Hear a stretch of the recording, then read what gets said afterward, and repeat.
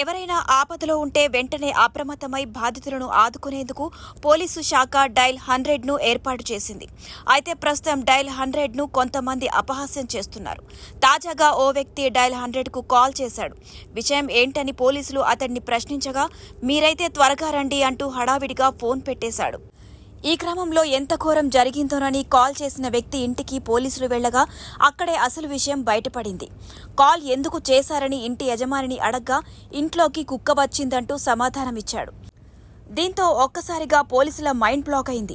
ఈ క్రమంలో వారు ఇంటి యజమానిపై ఓ రేంజ్లో మండిపడ్డారు.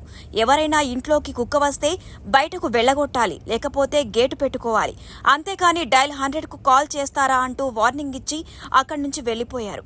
ఈ ఘటన ఎక్కడ జరిగిందో తెలియదు కానీ ప్రస్తుతం అందుకు సంబంధించిన వీడియో సోషల్ మీడియాలో వైరల్గా మారింది.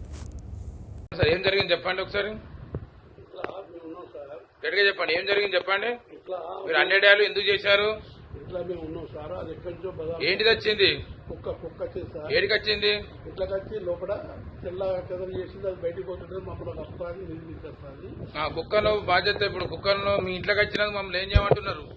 మనకు అందరికి సాయం చేసే వాళ్ళు ఎవరంటే పోలీసు వాళ్ళు కదా, అందుకోసం మీతో సాయం జరుగుతుంది. మీ కుక్కలను మేము వెళ్ళగొట్టాలంటూ సార్ ఏమన్నా ఆస్కారం ఉందని ఇప్పుడు దానికి తాళం వేసి, ఇప్పుడు గేటు తాళం వేసుకోవాలి, మీ ఇంటికి తాళం వేసుకున్న బాధ్యత మీది కదా. ఇప్పుడు దానికి 100 డయాలు ఎట్లా చేస్తారు చెప్పండి. పక్క కుక్క ఇది